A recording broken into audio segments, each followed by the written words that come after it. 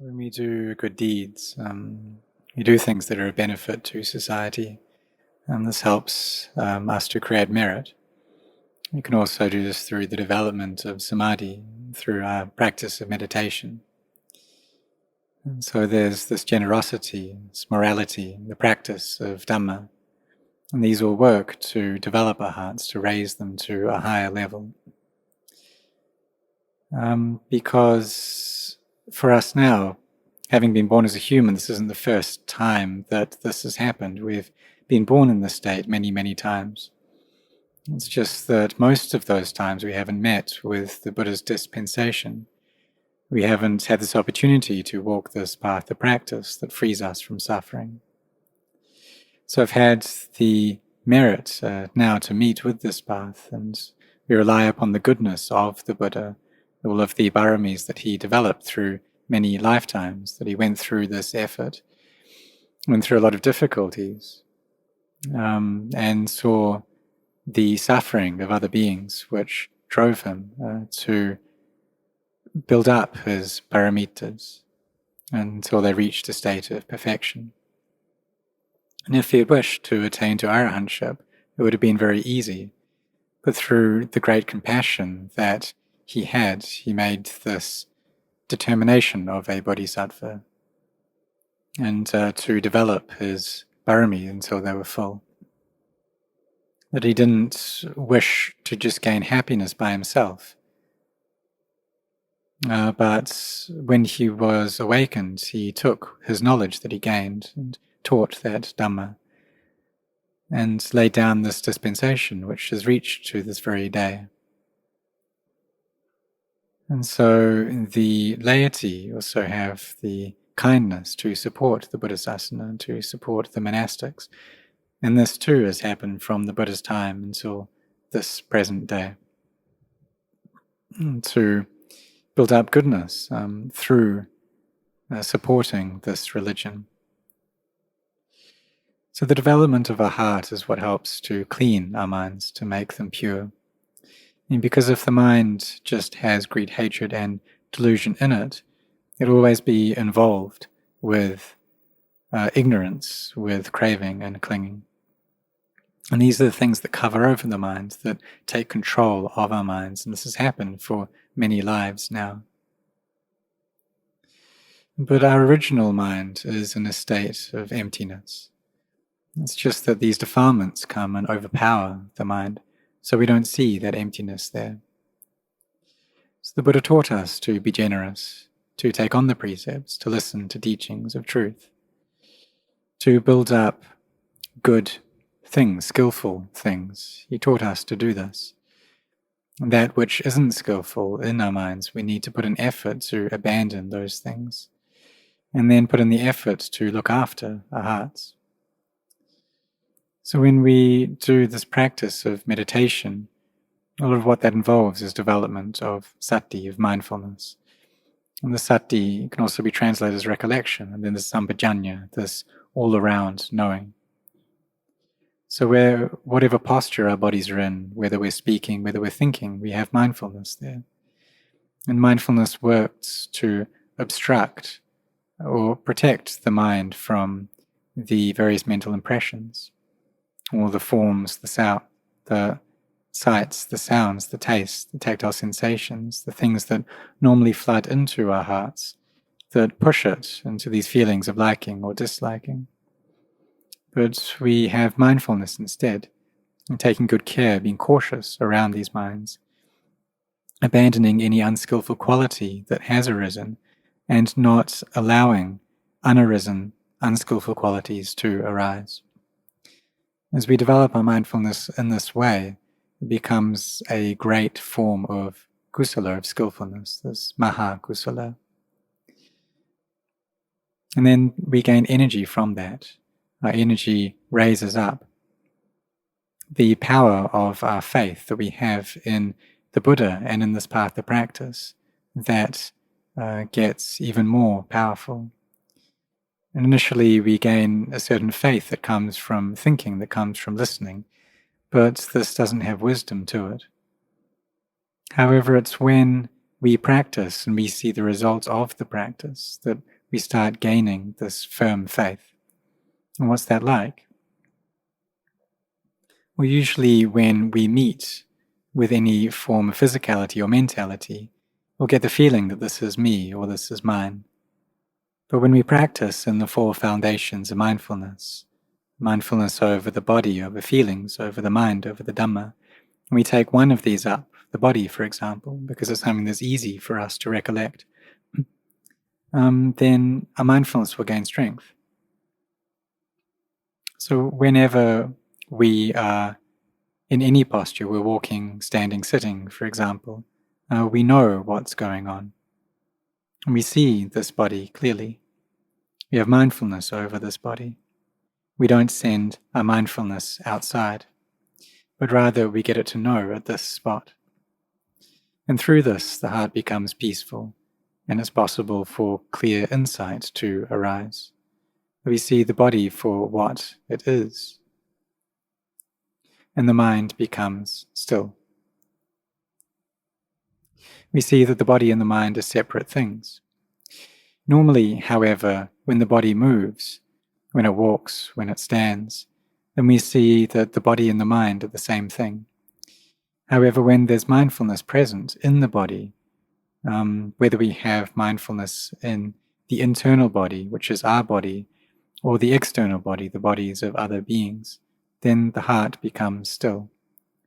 And we see any movement of bodies as just like robots. And the heart sees this clearly. And here we see the natural state of the Dhamma. And this shows itself, it appears within our own minds. We see the state, this nature of arising and ceasing, that when all conditioned phenomena arise, at some point they have to cease. Or we may just perceive ceasing, deterioration, that nothing stays constant. And when we do this, we're starting to perceive the results of our own practice, the results of this kammatthana. So kammatthana is the foundation of our work. It's what we establish our minds in. So when we develop this samatha kammatthana, which is any method which brings the mind to peace, we can do this through recollecting the body, and this is a good initial meditation practice to do. So with the samatha kammatthana, whether we're developing mindfulness, samadhi, giving rise to effort, this falls into the aspect of samadhi. Right view, right intention, this falls under wisdom. And right speech, right action, right livelihood, this falls under the category of sila, of virtue. And all of these together form this path of sila, samadhi, and panya. In the beginning, however, what we're doing is giving rise to peace, this samatha kammatthana. We look at our bodies as they move whatever posture they're in, or we focus on the breath coming in and going out. And this breath can be taken as a body in and of itself as well. You see the body as a collection of elements and see it as something that isn't beautiful. Or when we contemplate death, that all of this is concerned with the body. This is all samatha kammatthana. And we try to recollect these objects right from when we wake up to when we go to sleep. And it's not enough for us to just do this while we're at the monastery and then abandon our efforts when we go home, because we'll really be losing our momentum in that way. But rather, we should also practice when we go home to care for our hearts while we're at home, not allow them to go into liking or disliking, to sit in meditation each day and bring the mind to peace and develop it, raise it up in this way. As we do so, then the body and the mind grow buoyant. And when the body and the mind are in this state of buoyancy, it's a very suitable state for the arising of vipassana, of insight. In some places, they teach that developing mindfulness is insight. And other places they teach that this development of mindfulness as samatha, as calming meditation.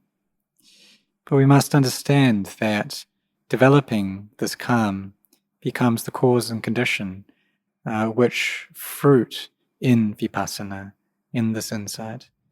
Because if our minds are lacking peace, if they haven't developed the samatha kammatthana, if they aren't stilled, or if the defilements within the mind aren't stilled, then there's no way that we'll be able to see into the Four Noble Truths. We won't be able to perceive anicca, dukkha, anatta, this inconstancy, stress, and not self. So therefore, in the beginning, we try to develop some degree of right view and right intention. And then when vipassana arises, we'll see the results of this clearly within our own hearts. Our minds become clean through that. They initially are in a state of delusion, with this ignorance, craving, and clinging covering over them, making them dark, and then they turn bright. And it's not like this darkness has been destroyed, but it's more that light has arisen. Where does the darkness go? Where does our delusion go? It isn't destroyed, but knowledge has arisen. So if you're going to speak about it one way, we can say that we don't destroy the kilesas, but rather our minds gain knowledge. They gain brightness. And then we'll see clearly, perceiving that the body is just a body. There's no being, no self, no me, no other to it. And when we see things like this, will all of the greed, hatred, and delusion be extracted from our hearts? Well, they will to one degree, through this clear insight. And we'll be able to change the views that we have about ourselves. Because if we always see things in terms of self, if the self that we have, the ego that we have just increases and increases, then things become very difficult for us. And it becomes very dangerous when we just take everything in terms of me and mine. And if our mindfulness isn't up to speed, then we won't be able to stay within the bounds of the precepts because our ego is so enormous. And when we do anything, it's all done for the sake of me, of I. So there's this self there constantly. And when we don't have sila, we don't have virtue, then the mind falls. It degenerates from the state of a human to that of an animal. We see that a human is a being that stands up straight, but animals are lying down. Their minds are lower. They can't develop samadhi or vipassana. They're not able to do these things because their minds aren't well established. They're not firm enough. They can't contemplate and see clearly into the Dhamma that the Buddha taught. So the Buddha encouraged us to abandon wrong view. And if we have any sense of me or mine, we try to give that up and try to gain knowledge in our minds. So we can look at these bodies and they're a useful meditation object for us to focus on. And then when we've gained a certain level of knowledge, a certain level of peace, then we'll be more able to abandon the unskillful states that arise in our minds and give rise to skillful states. As we carry on doing this, then our mindfulness gains more energy. The strength of our faith becomes even more powerful. And then our effort gets stronger as well. And what's that like? Well, things just happen by themselves at that point. We won't have to force ourselves. In the beginning, however, we have a certain level of faith, but we also have to push ourselves to sit, to walk, to do skillful things, to keep up with the precepts, to abandon any unskillful things and develop skillfulness. We have to control ourselves to do this. But when our mindfulness, our samadhi, and our wisdom has more developed, then we'll see the benefit of a mind that is peaceful and the danger of a heart that is chaotic. And when we perceive things in this way, we see the truth of these things, then the mind will separate out from the body. We'll see the body as one thing and the mind as something else. And all of the emotions that stir up our minds, that make them shaky, that make them suffer, when we have gained a degree of energy to our mindfulness, these things won't be able to harm our minds. But the mind does need the samatha kammatthana as its basis. So when the mind is in a state of samadhi, then greed, hatred, and delusion won't be able to harm the mind. And effort will just come up all by itself. The mind will tell itself to go sit in walking meditation, that now is the time to walk in meditation. It will see for itself the dangers in attaching to things. And wisdom will be operating by itself, solving our problems automatically. So when our faith is well secured, when it's firm, we see the benefits in this practice, and the effort that we have raises up all by itself. We don't have to force ourselves, and the practice becomes something quite easy. At times, samadhi becomes constant, that's maintained in our hearts. And we'll get the feeling that we can just see the Dhamma and our minds will leave this world. But they still come back again.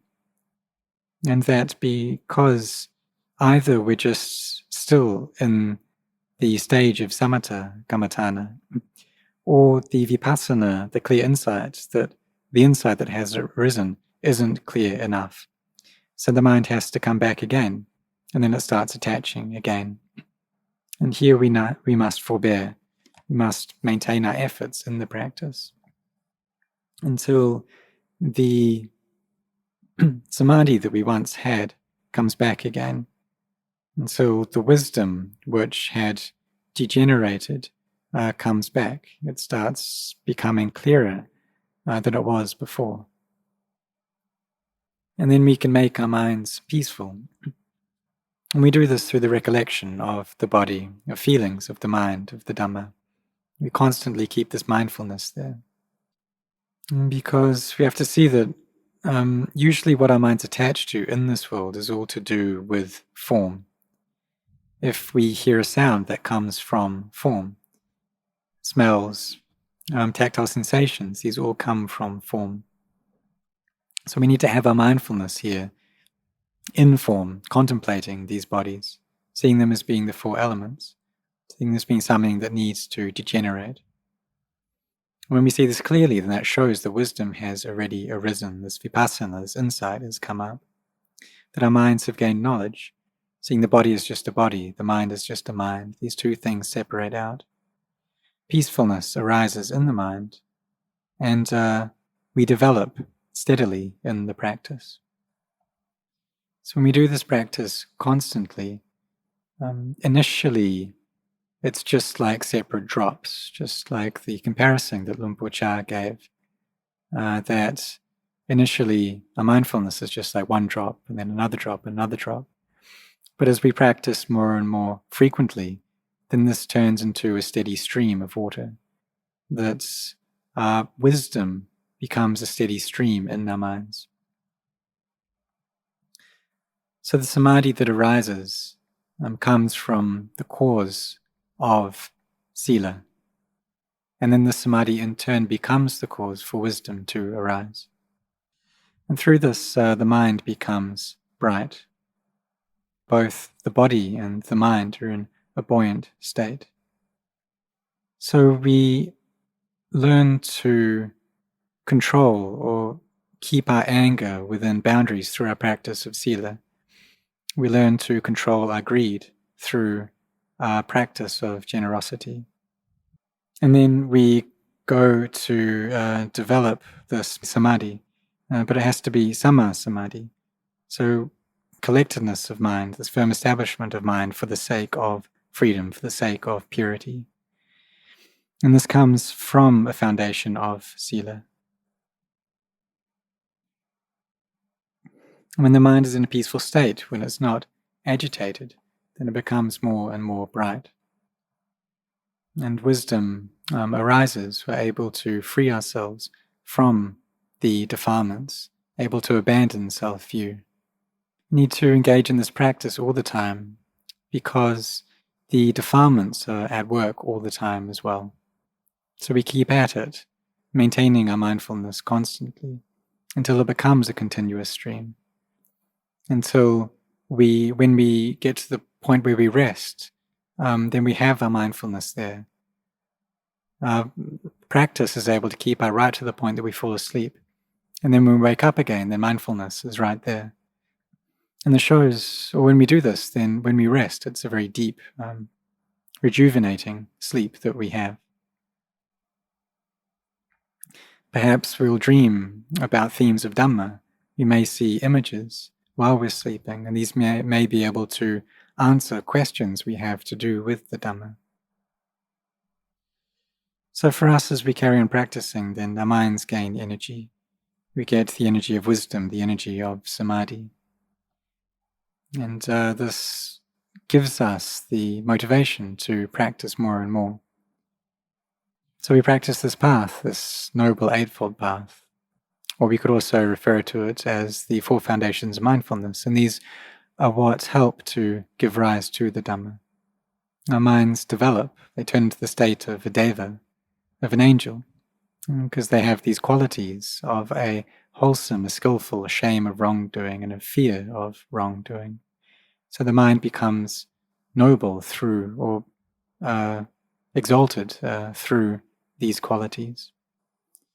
And we practice to develop our minds in this way. We do a lot of chanting, then the mind does raise up. And where is a deva? Well, the deva comes up in our minds. Nibbana manifests within our own hearts. And this is the place also where we abandon the defilements here in the heart. And then we see the Dhamma. By seeing the Dhamma, we see the Buddha. When we see the Buddha, then our heart turns into the Sangha. So we practice without stopping. And if we do so, then we will see and understand into these teachings of the Buddha. So for us, we've been born as a human, we've met with this Buddha's dispensation. So we use this opportunity to build up goodness, to become bright people. And through this, the amount of lifetimes that we have left in the cycle of samsara becomes less and less. So we can see or observe these lifetimes within our own minds and see how a deva arises within our own hearts. That if the heart has this quality of hiri and also ottappa, then the mind is in the state of a deva. But if we don't care for our minds well, if we're not cautious around them, then these ramanas will be able to gain entry into the mind. And then they'll go and attach. So we need to use our mindfulness and wisdom to reduce that attachment. And when they attach, then the mind falls down to the state of a human. But we try to be a human who has energy, who has effort, and then bring the mind back up to this divine state. And it cycles back and forth between these two states, between a human and a deva. It carries on like this until we see clearly the dangers of the cycle of samsara. And so our minds become firm in samadhi, and the lives that we have remaining become less and less. To reach the state of a sotapanna, who at most has 7 lives. There's no 8th life.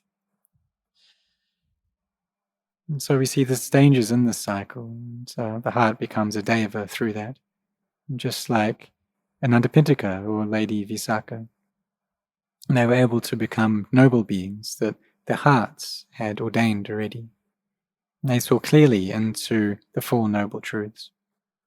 So for us, we need to put our efforts into this practice to develop goodness and to care for our minds until we do see the Dhamma.